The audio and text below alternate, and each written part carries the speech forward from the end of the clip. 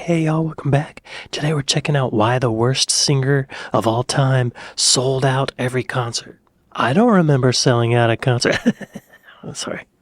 This is Florence Foster Jenkins, widely considered to be the world's worst singer. Okay. But unbelievably, people were queuing up for tickets to her sold-out concerts. So what happened? Before she was the world's most infamous... I'm sorry. What I heard wasn't that bad. Let's hear it again. Sorry to stop it so soon. I just want to hear it again. Widely considered to be the world's worst singer. But unbelievably, people were queuing up for tickets to her sold-out concerts. So what happened? Before she was the world's most infamous soprano, Florence was a prodigy on piano. Born in 1868 to a wealthy family from Pennsylvania, as Little Miss Foster, she played public recitals and even performed at the White House for President Rutherford B. Hayes. Wow. She begged her parents to allow her to study in Europe, but they said no. And so, at the age of 14, resentful towards her family, she ran away to marry Francis Thornton Jenkins, a man 16 years older. Wow. This did not meet the approval of her father, who cut off her financial support, and Florence entered the lowest period of her life. Hang on. At the age of 14, she ran away to marry Francis Thornton Jenkins. 14! Wow. Cut off her financial support, and Florence entered the lowest period of her life. Her marriage was short-lived, ending after just 3 years, partly because she contracted syphilis, and she was left living alone in Philadelphia in near poverty, teaching piano to survive. The final nail in the coffin came when she suffered an arm injury in her late 20s, which ended any remaining hope of her becoming a concert pianist. So she pivoted. If she couldn't become a concert pianist, she would become a singer. There was only one problem. She couldn't sing. Oh, God. Around the year 1900, she moved to New York City, along with her mother. Now, unlike her father, her mother supported her, both in encouraging her to follow her dream, but also financially, at least as best she could. Now in her 30s, at an age when many singers start protecting their voices, Florence was only now taking her first singing lessons. But everything changed in 1909 when Florence's father died. His will left a substantial estate to both Florence and her mother, but there was a clause: no future husband could touch any of the money. Overnight, the biggest barrier to her dream, money, disappeared. Oh, wow.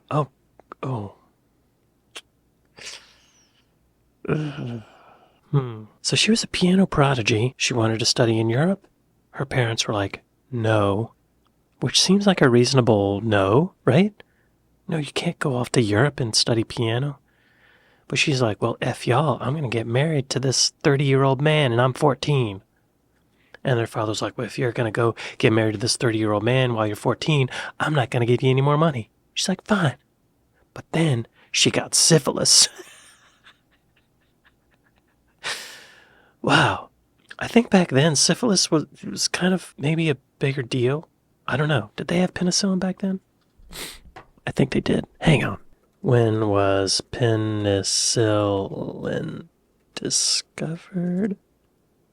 1928.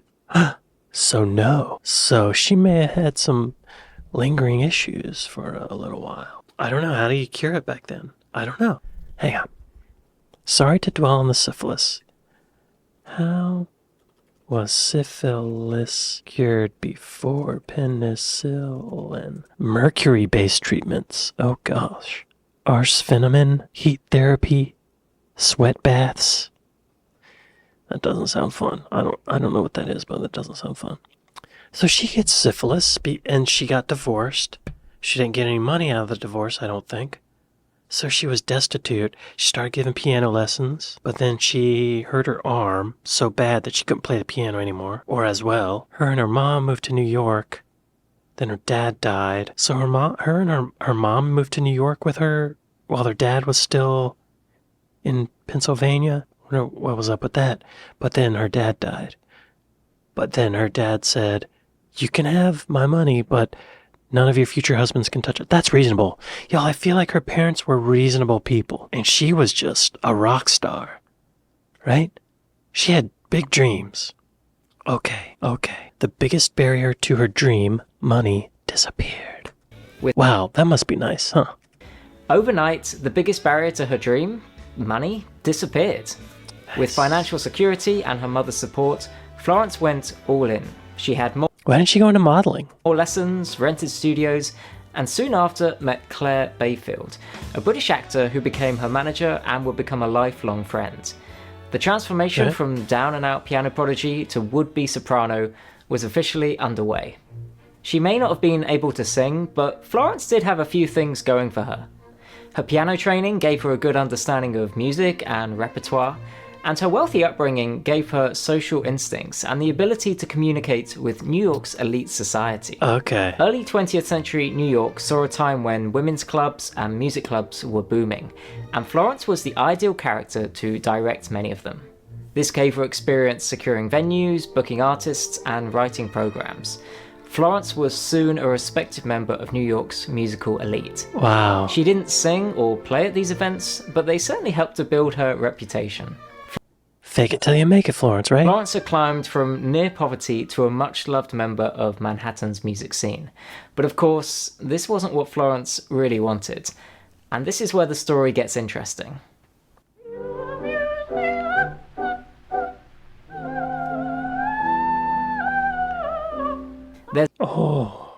Like some of it's not bad, but then it's bad. And then it's not bad, and then it's bad. She sings better than I do. You know? And she's not, like, I feel like if she just would stay within her range, she would be okay. But she's trying to hit all these high notes. She's trying to be an opera singer. That's not easy.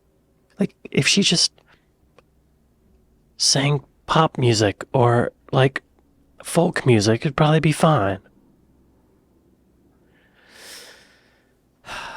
Play within your abilities, Florence. Come on. There's a myth that Florence was unaware of her shortcomings, but in reality, she was publicly very modest, both about her singing, but also for her role in New York's music scene. Okay. In 1917, after years of organising other people's concerts, Florence finally gave in to constant requests and founded her own club, the Verdi Club. She didn't create it to put herself on a pedestal. Instead, she saw it as a home for grand opera, at a time where it felt like it was slipping out of fashion in modern America, and as a place where gifted young Americans could perform. Membership was by invitation only, audiences were polite, and the evenings were carefully arranged. Florence handled the details and kept the focus on the music and other performers. Over time, as people learned that she was taking singing lessons, the club members began asking her to sing. And occasionally, when it was just a small number of loyal members, she would include a song or two on the program. But they soon discovered that Florence was a terrible singer. The reactions were different. Loyal members gave encouragement and applauded her, but Florence's performances also came with laughter, and word began spreading around New York that the much-loved Florence Foster Jenkins was the worst singer they'd ever heard. Wow. Huh. I wonder, he said she wasn't totally unaware. I wonder if she leaned into it at all. You know? Like if it became like a performance art, you know? Like a comedy show. There is something also about all of these rich people coming into this mansion, in this room in this mansion, and it's all this pomp and circumstance, and then everyone sits down, and then they're listening to this. There's something really funny about that. This is probably an unrelatable thing, but when you're on the set of a movie or TV show, and it's a comedy, and it's like really stupid, and you're doing take after take of this really stupid scene, or like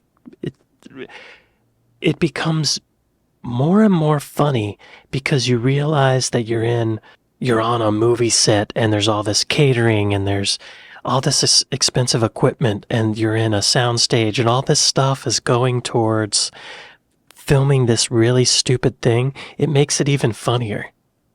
That's kind of the vibe I'm getting. Like the atmosphere of this aristocratic crowd, and this is what they're listening to, probably made it even funnier.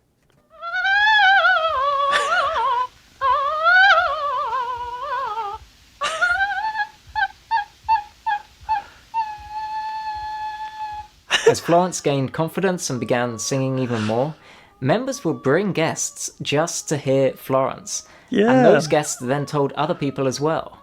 Soon, people around New York were talking about Florence Foster Jenkins, not only as this much respected music director, but as a performer that you had to experience for yourself. Florence's singing was soon becoming a regular occurrence at the Verdi Club.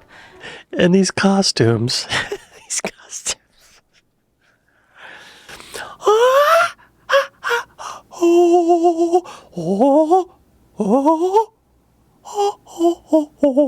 And over time, more and more people became curious to hear her sing. In the early 1940s, she went beyond the privacy of the Verdi Club and made a small number of recordings.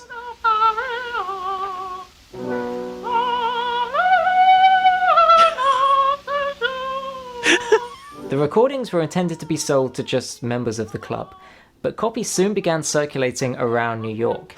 And to the curious people who had never had the chance to hear her sing, it confirmed that the rumours were true. The great Florence Foster Jenkins could not sing. Eventually, curiosity outgrew Florence's control. Just listening to it in the background. She's not even saying words. She's just going, oh. And her name, Florence Foster Jenkins. That sounds like... I don't know why, but it's the perfect name. Florence, I love you. I love you. And in 1944, after years of keeping things relatively private, Florence agreed to do something that was unthinkable just a few years ago. A public recital in the biggest, most prestigious hall in New York, Carnegie Hall. No. Tickets sold out in just 2 hours, 3,000 of them, and another 1,000 people who attempted to get tickets were turned away at the door. Her closest friend, Claire Bayfield, later said that before the concert, Florence's determination was clear. I can do it. I'll show everyone. The program was filled with many popular pieces, and in true Florence style, she offered a theatrical performance with elaborate costumes and dancing. That's part of what makes it. All the stuff that's surrounding the music. I want to look at this program. Where is it? Let's see. What's on the program?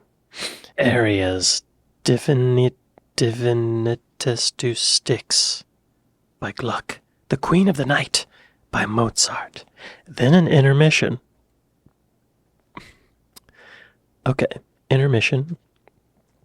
Russian numbers. Sung in Russian, in costume.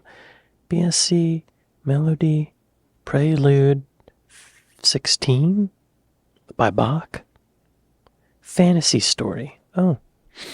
A baron rides through the sky where snow is falling fast. The moon is a coquette, smiles fitfully between the clouds. The horses are lost in a trackless waste, lured by an evanescent devil who is also a friend of the house devil, and many other imps who join in a carnival. The question is this the funeral of a great king or the marriage of a beautiful witch? In the silence of night, Rachmaninoff. Floods of spring, Rachmaninoff. Okay. She's attempting some challenging numbers, I think. Why not just like, this land is your land, this land is my land, right? Florence. The program was filled with many popular pieces, and in true Florence style, she offered a theatrical performance with elaborate costumes and dancing. But as the concert continued, so too did the laughter.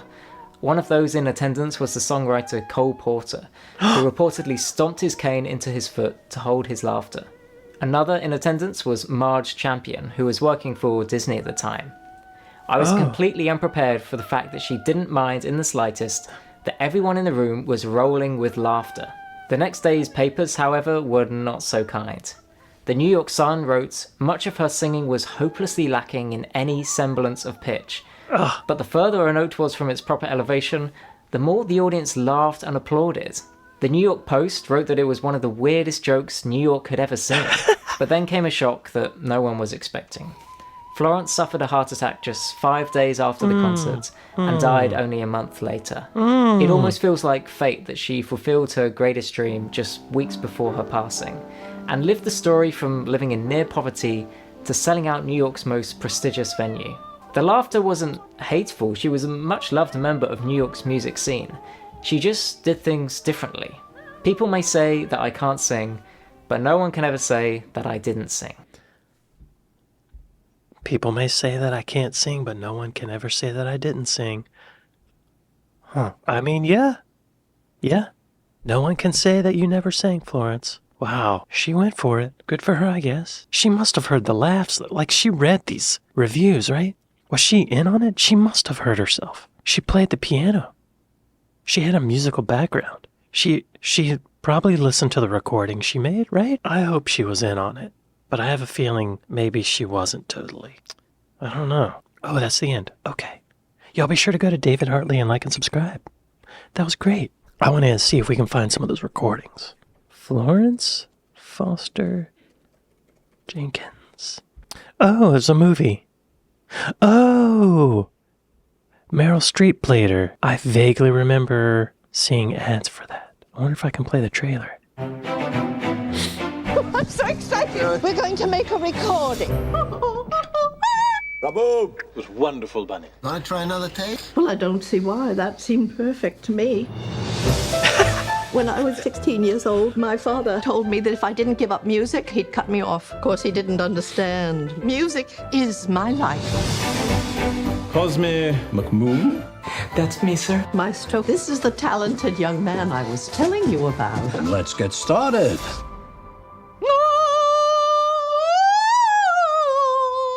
She's remarkable, isn't she? She can be a little flat. Flat. It defies medical science. Maestro, do you think I'm ready for a concert? Expand your diaphragm, Florence. I think Madame Florence might need more lessons. Please. My wife is ill. Singing is her dream, and I'm going to give it to her. Oh, that's her husband? Because without loyalty, there's nothing. You know, I She- played for the president Married? when I was 8 years old. Really? Yes, Little Miss Foster, they called me. I had very high hopes of becoming a concert pianist. But then when the nerves were damaged in my left hand, that was not to be. Her condition is improving. What is her secret? Music. She lives for music. That was Florence Foster Jenkins. How did she get on the radio? I She got on lost the my radio. left leg at Guadalcanal, but that dame's got me happy to be alive. The lady is a lesson in courage, and we love her. Oh, God. She must never see this. I'd like every copy of the post that you have. I just think this might be too much for you. This is my favorite place, and I'm going to sing here. I cannot play Carnegie Hall with Madame Florence. We'll be murdered out there. Music is important. It should not be mocked. She has done more for the musical life of this city than anyone, and that includes you. 3,000 people. They need joy. They need music. But I'm afraid. Madame Florence, you must go on. This is what we live for, isn't it? This moment. It's going very, very, very well.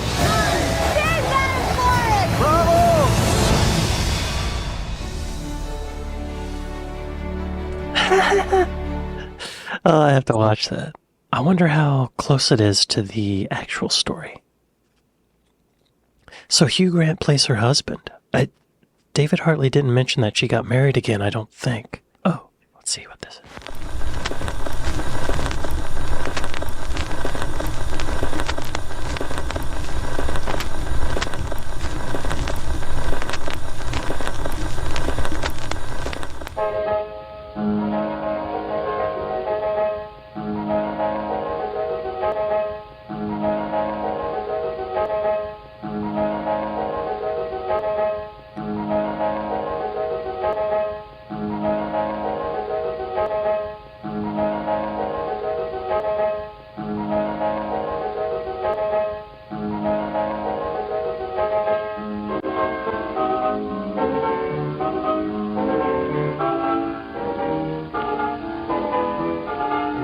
$16mm film.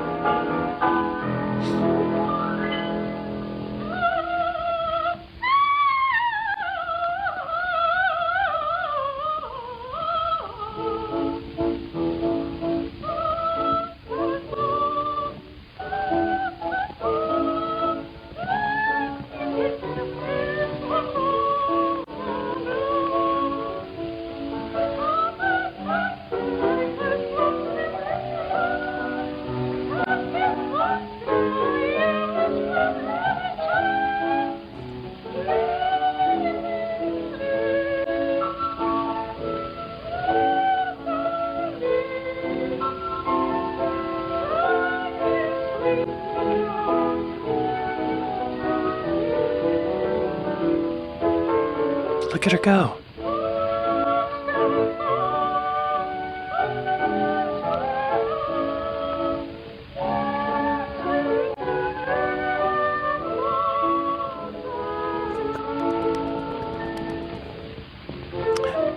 Look at all those flowers. Wow.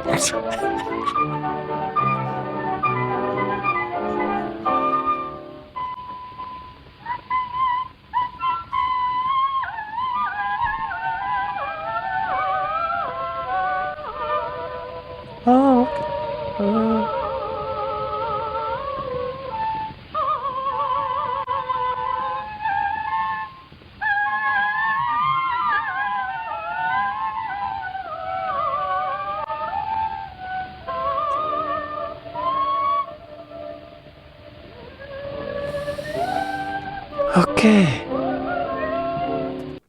Okay. Florence, I salute you for having the guts to get up on stage. It's not always easy, right? Cheers to Florence Foster Jenkins.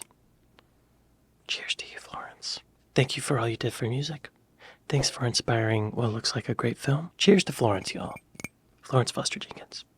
Be sure to go to David Hartley and subscribe. I'd like to thank my patrons. I'd like to thank my Buy Me a Coffee folks. Thank y'all for watching this with me, and I'll see you next time. Later.